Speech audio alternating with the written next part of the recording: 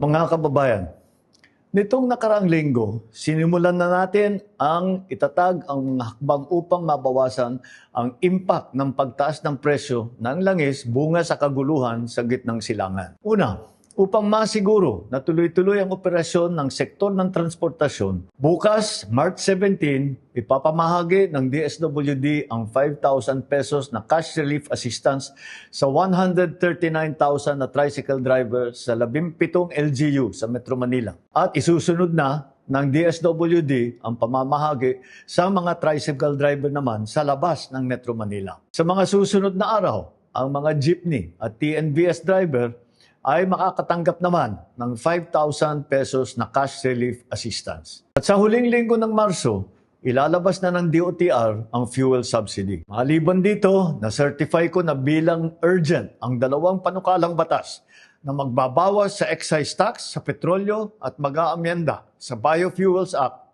upang magamit natin ang mas murang bioethanol. Tuloy-tuloy din ang pagpapatupad ng Love Bus Program. Makakatulong po ito para makatipid sa pamasahe at gasolina ng taong bayan. Kaya't gamitin po ninyo ang libreng sakay sa Metro Cebu, Metro Davao at Metro Manila. Pangalawa, kailangan matiyak na may sapat na supply ng pagkain. Upang matulungan ang mga magsasaka at mangingisda, ipagpapatuloy ng DA, ang Department of Agriculture, ang pamimigay ng 3,000 pesos na fuel subsidy sa ating mga magsasaka.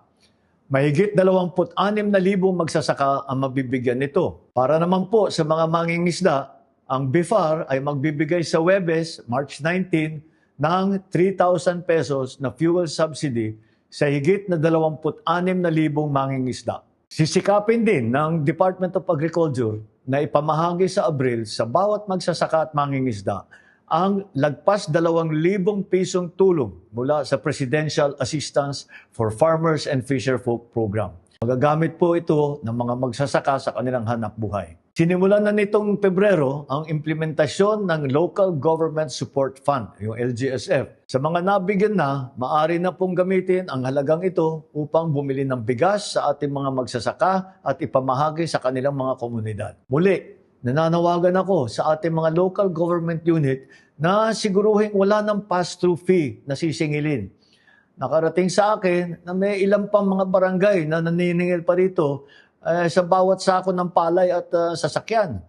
Sana matigil na ninyo po ito dahil ang epekto lamang nito ay pinapagmahal ang presyo ng ating mga bilihin. Pangatlo, sinisikap natin maprotektahan ang mamimili ng hindi nalulugi ang mga negosyante. Babawasan ng kaap ang singil sa passenger service charge, landing fee, parking fee at iba pang fee. Ito ay makakatulong para bumaba ang gastos ng mga airline at ang mga pamasahe sa eroplano. Samantala, pinaiikli naman ng Civil Aeronautics Board ang araw na pag-review ng fuel surcharge mula sa 1 buwan, 15 days na lang po. Mas mabilis na ma-adjust ang pamasahe kapag nagbago ang presyo ng jet fuel.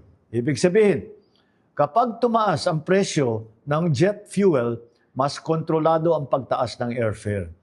At kapag bumaba naman ang presyo ng jet fuel, mas mabilis ding bababa ang pamasahe. Sa lahat ng ahensya ng pamahalaan, repasuhin ang mga patakaran ukol sa lisensya, permit, clearance, certification. Tignan ninyo kung alin dito ang pwede munang suspindihin o di kaya ay babaan ang mga singil upang makabawas sa mga iniintindi ng taong bayan. Ikahuli, tinututukan din natin ang kapakanan ng mga kabataang Pilipino. Gumagawa tayo ng mga hakbang upang hindi makadagdag sa bigat sa bulsa ang pag-aaral. Bawal pa rin ang mga bayarin o kontribusyon na sisingilin sa mga mag-aaral sa mga pampublikong paaralan, lalo na ngayong panahon ng graduation. Sa March 25 naman, magsisimula ang serbisyo fair ng DepEd. Dito, ang mga ahensya ng gobyerno at mga employer ang pupunta sa eskwelahan upang makapag-apply ng trabaho ang mga high school student at graduate natin. Mas madali nang makakakuha ng clearance, hindi pa gagastos ng malaki sa pamasahe.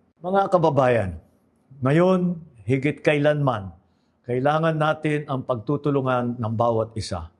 Walang iwanan, walang maiiwan sa pagharap natin sa hamong ito. Asahan ninyo ang patuloy namin paggawa ng mga hakbang upang maibsan ang mabigat na epekto ng kaganapan sa gitnang silangan sa taong bayan. Naway manatili ang ating tiwala sa isa't isa at ang pananampalataya na malagpasan din natin ang mga pagsubok. Dalangin natin ang kapayapaan at kaligtasan ng lahat.